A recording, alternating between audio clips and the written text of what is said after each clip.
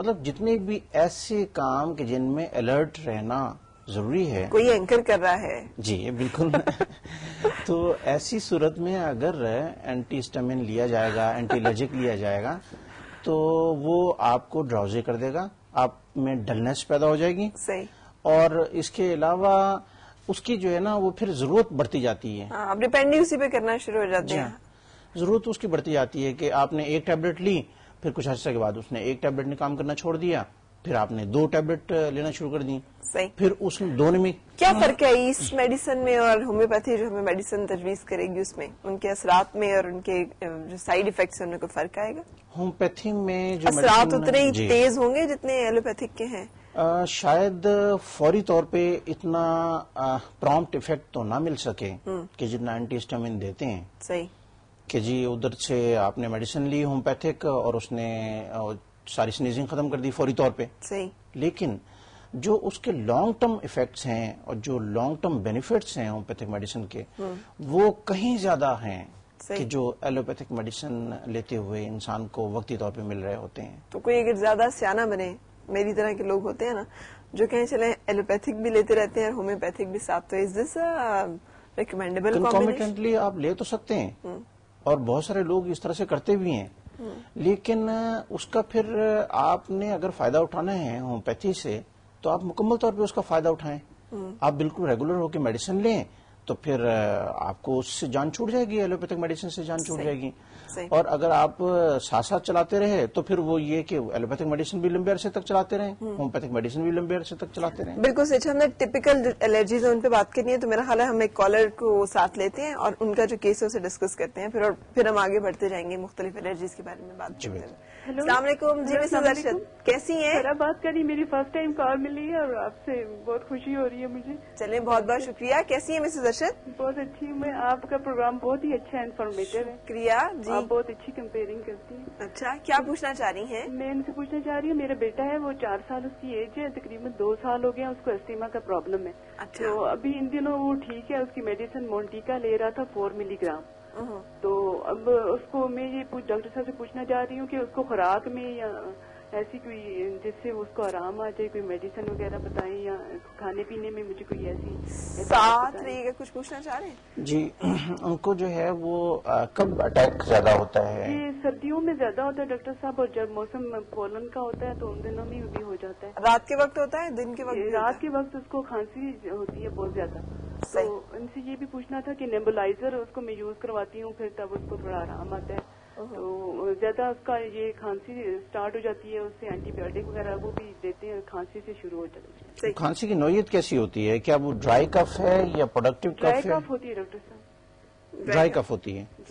Wheezing ہوتی ہے, اس میں خرخراہٹ محسوس ہوتی ہے لنگس میں؟ جی, یہ اس کو سانس تیزی سے چلنے لگتا ہے. اور کیا ان کو ساتھ جو ہے وہ ٹونسلز کا بھی کوئی پرابلم ہے یا؟ ٹونسلز کا پرابلم نہیں ہے, وہ جب اس کا گلا وغیرہ خراب ہو تو تب ہوتی ہے. رائٹ. ساتھ رہے گا, ہم آپ کو گائیڈ کر رہے ہیں. اچھا جی. مجھے نا آپ کی طرح وہ اب چیک کرنے کی عادت ہوگی آپ سے ملاقات کے بعد. اب میں ایک بیماری اگر سر میں درد ہو رہا ہے نا اور ساتھ یہاں پہ دانا نکلا ہے تو میں وہ بھی نوٹ کرتی ہوں کہ یہ یہاں پہ دانا نکلا تھا اور ساتھ سر میں درد ہوئی تھی. آپ کے پچھلے پروگرام کے بعد مجھے بہت سارے لوگوں نے یہ کمنٹس دیے کہ فرا جو ہیں وہ ہومیوپیتھک ڈاکٹر تو نہیں ہے. میں نے کہا یہ تو مجھے علم نہیں ہے, لیکن بہرحال نالج ان کا جو ہے وہ ہومیوپیتھک ڈاکٹر سے بھی شاید بہتر ہو, زیادہ ہو, جو وہ جس طرح سے ڈسکس کرتی ہیں. تو ایسا ہے کہ ان کا مسز ارشد کا بچہ جو ہے وہ نیبولائز بھی ہو رہا ہے اور میڈیسن بھی وہ لے رہا ہے, 4 سال کا ہے سر. جی ہاں. تو دیکھیں ایسی جب عمر ہے اس میں اگر کوئی ایسی برونکو ڈائلیٹر لینی پڑتی ہیں میڈیسن اور لمبے عرصے تک, کیونکہ یا تو یہ ہے کہ آپ پولن فری ایٹماسفیئر میں چلے جائیں. صحیح. سب سے بہتر یہ ہے کہ آپ جو ہے پولن فری ایٹماسفیئر میں چلے جائیں فوری طور پہ, تو جو ہے نا وہ فائدہ. چل کہیں دور یہ جہان چھوڑ دیں. تو لیکن وہ پاسبل نہیں ہو سکتا ہے. ہاں ظاہر ہے. کون اپنا جو ہے سب کچھ چھوڑ کے اور دوسری جگہ پہ جا سکتا ہے ایک دم سے؟ پھر اس کا بہترین طریقہ یہ ہے کہ ہومیوپیتھک میڈیسن جو ہیں وہ شروع کروائی جائیں. ان جو یہ بتا رہی ہیں ان کے اوپر ایک میڈیسن ہے جس کا نام ہے آرسینیکم ایلبم 30 میں ہم یوز کرواتے ہیں.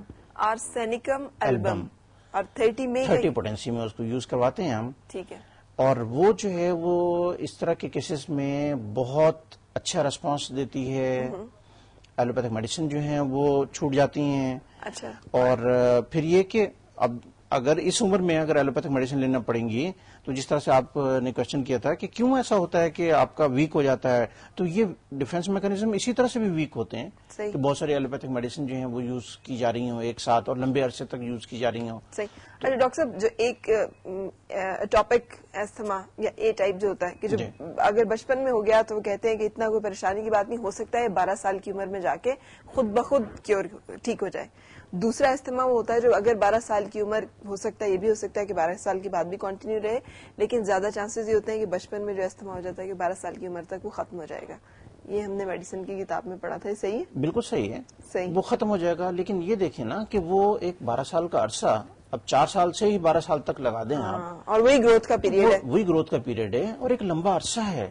क्या हम इसका वेट कर सकते हैं कि 12 साल तक हम उसे कोई मेडिसिन ना दें? सही। और वो भुगतता रहे उसको? सही। और फिर जो है वो ठीक हो जाएगा? नहीं, बाज़-औक़ात ये अटैक बहुत खौफनाक भी होते हैं, इसलिए कि नालियां जो हैं वो तंग हो जाती हैं और बहुत ज्यादा घुटन और इस तरह का मसला हो सकता है। ऐसा कि यानी कि अस्थमा जो है वो डेथ कॉज कर सकता है।